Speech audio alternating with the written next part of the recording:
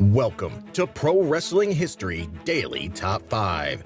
I'm your host, the eclectic gentleman, Stephen Watts, and join me as I count down the top 5 moments for this day in pro wrestling history. But before we get started, don't forget to like, share, and subscribe. And without further ado, let's get our wrestling history on. Number 5, 1994. Art Barr passes away. While he briefly wrestled for WCW, he found his greatest success in AAA in Mexico, teaming with one Eddie Guerrero.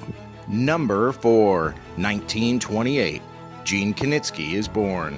A Canadian athlete who played football for the Edmonton Eskimos and then became a 3-time professional wrestling world heavyweight champion.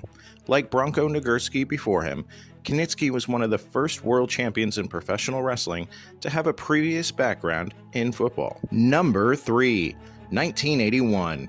Pedro Morales defeats the Magnificent Morocco for the WWF Intercontinental title at Madison Square Garden in New York City to become the first 2-time Intercontinental champion. Number 2, 1989. WWF Survivor Series takes place at the Rosemont Horizon in Illinois, headlined by the Ultimate Warrior, Curt Hennig, and Hulk Hogan being the sole survivors in their respective matches, and the final WWF pay-per-view matches for Bobby Heenan, Arn Anderson, and Tully Blanchard. Number 1, 1994.